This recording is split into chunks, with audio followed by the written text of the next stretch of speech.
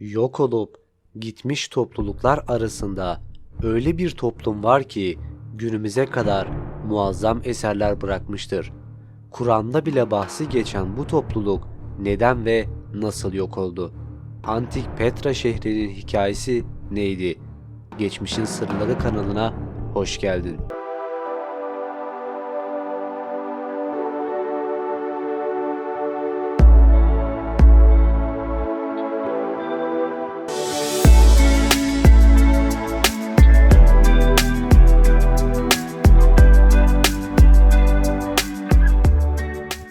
Antik Petra şehri, eskilerin bildiği adıyla İrem şehri. Bu şehri özel kılan iki dağ arasına kayalardan oyulmuş bir şekilde yapılmasıydı ve günümüze kadar saklı olan bu yer daha yeni keşfedilmiş sayılabilir. Keşfedilene kadar bölgede bulunan Araplar dışında dünyada hiçbir kimsenin bu yerin varlığını bilmiyordu. Öyle ki keşfedildiğinde büyük bir yankı getirmişti. Çünkü bu antik Petra şehri diğer kavimlerden çok ama çok farklıydı. Çünkü bu antik Petra yani İrem şehri diğer kavimlere nazaran bulunduğu bölgedeki kayaları oyarak kendilerini binalar ve su kanalları ve tapınaklar inşa etmişti. Bu devasa şehrin yapımı tam 500 yıl sürmüştü. İnanması güç ama bu kayaları oyarak bu binaların yapılması tam 500 yıl sürdüğüne inanılmaktadır. Grekçe bir kelime olan Petra, büyük kaya anlamına geliyor. Putperestlikleri ile bilinen Nebatiler, tanrıları için dev tapınaklar inşa etmişlerdi. Diğer kültürlerden etkilendikleri değerleri buraya taşıdılar. Antik Yunanistan, Romen, Mısır, Mezopotamya stilleri harmanlayarak benzer bir mimari ile muhteşem Petra şehrini yarattılar. Zayıflayan Nebati Krallığı milattan sonra 106'da Roma İmparatorluğu'na dahil edildi. Milattan sonra 400'den sonra deprem ve ekonomik sıkıntılardan dolayı gözden düşen Petra zamanının içerisinde unutulup gitti. İsviçreli kaşif Jonan tarafından tekrar keşfedilinceye kadar sadece göçebe Arapların bildiği kayıp bir şehirdi. Muhteşem tepelerin kıvrımlarının ortasında saklanan bu eşsiz alan 1812'de İsviçre gezgini Jonan tarafından yeniden keşfedilene kadar Avrupalılar tarafından bilinmiyordu. Arapça öğrenmek ve İslam ilkelerini öğrenmek için birkaç yıl harcadıktan sonra Hindistan'da Müslümanlığa geçen Jonan, Londra merkezli Afrika İçişleri'nin Keşfini Teşvik Derneği'nin himayesinde yolculuğa çıktı. Kullandıkları dile Arapçanın temellerini teşkil eden Nebatilerle ilgili bilgilere Eski Ahit'in Tekvim bölümünde de rastlanıyor.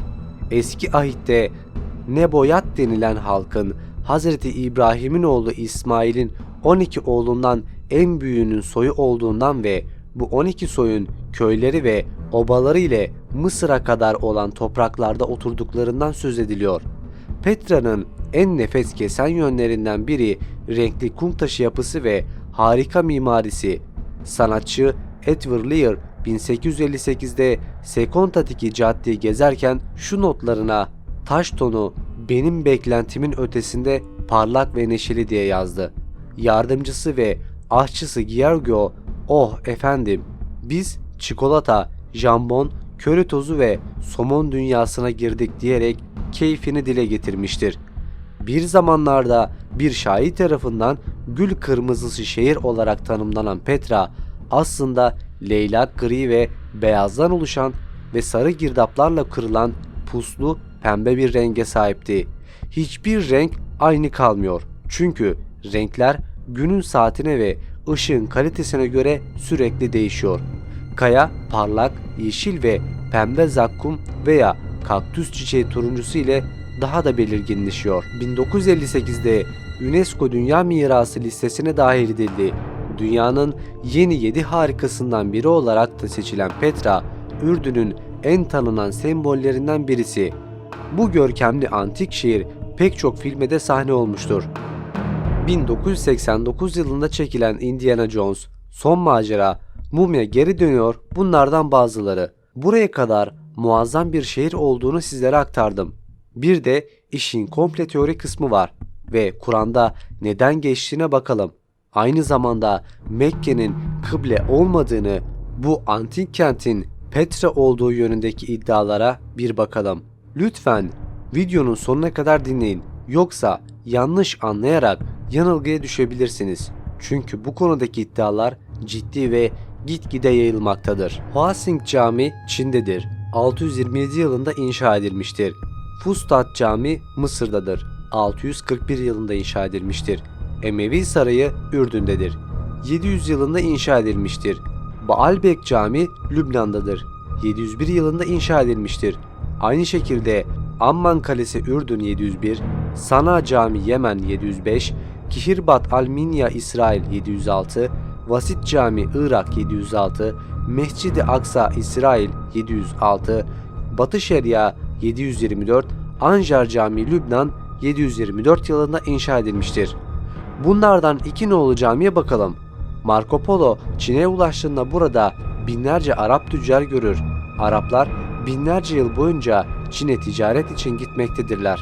Peygamberlerin amcası Ebu Vakkas da böyle bir misyon için Çin'e gider ve yazıtlara göre Ebu Vakkas buradaki Arap tüccarlar için 627 yılında bir cami inşa eder. Yani daha İslam'ın ilk yılları. Dan Gibson bu camiye gider ve GPS araştırmaları yaparak caminin kıblesini tayin etmeye çalışır ve bulduğu sonuç şaşırtıcıdır. Cami Kabe'ye bakmamaktadır. Mescid-i Aksa'ya da bakmamaktadır.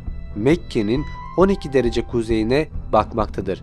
Gibson bu furyanın başlamasına etkendir ve ilk atılımları Gibson yapmıştır. Bir diğer örnekteki Fustat Mescididir. İslam'ın ilk yıllarında 641 yılında inşa edilmiş bu cami günümüze kadar planları orijinalliğini koruyarak günümüze kadar gelmiş. İslami kayıtlara göre caminin ilk kıblesi doğuyu göstermektedir. Fakat daha sonra yapılan düzeltme ile kıble güneye yani Kabe'ye çevrilmiştir. Aynı şekilde Ürdün'de Emevi Sarayı'nın da kıblesi Kabe olarak gözükmüyor. Bu da 701 yılında inşa edilen Lübnan'daki Baalbek Camii'nin kıblesi. Bu da ne Kabe'ye doğru ne de Mescid-i Aksa'ya. Aynı şekilde Mescid-i Aksa'nın kendisi de kıble olarak Kabe'yi değil başka bir yeri göstermekte. Yine benzer şekilde Emevi döneminin sonuna doğru inşa edilen Kihirbat al-Maftar Sarayı'nda bulunan mescit de Mescid-i Aksa'ya ne de Kabe'ye bakmaktadır. Tamamen farklı bir kıbleye dönüktür. Son örneğimizde yine Emevilerin son döneminde Lübnan'da inşa edilen Anjar Camii. Bu cami en fazla 30 yıl kullanılmış ve sonra harabeye dönmüştür. Dolayısıyla kıblesi en kolay tespit edilen cami budur. Çünkü en ufak bir değişiklik olmamıştır. Yine bu caminin kıblesi de ne Mescid-i Aksa'ya ne de Kabe'ye değil bambaşka bir yere bakmaktadır. Bunları dinleyince yavaş yavaş mantıklı geldiğinin farkındayım ama durum öyle zannedildiği gibi değil. Çünkü orada büyük bir hata var. Çünkü sizlere bir de Kur'an'da geçen İrem şehri hakkında bilgi verelim. Kur'an-ı Kerim'de İrem adlı sütunları ile şöhret bulmuş olan bir beldeden bahsedilir. Şimdi bu kısımları insan ilk duyduğunda gerçekten mantıklı gelebilir ve insanı yanılgıya düşürebilir. Ama Kur'an'da bu konu ile alakalı farklı şeyler söylendiği gibi o dönemin imkanlarında sapmalar olabilir. Uzun mesafelerde 1 derecelik bir açı bile kilometrelerce sapmaya sebep olabilir. Hal böyleyken Mekke'nin gerçek kıble olmadığı yönünde iddialar artmakta. Yani GPS ile bakılan camiler hem eski olup hem de sapmalar olabilir. Birçok camiye bakarsanız paralel vaziyettedir. Bu da yanılgıya düşürmektedir. İslam'da zaten putlara tapmak yasaktır ama Nebatiler yani Petra halkı putlara tapmakta. İslam'da yasak olan bu inancı sahip olan Nebatilerin şehri Petra neden kıble olsun ki?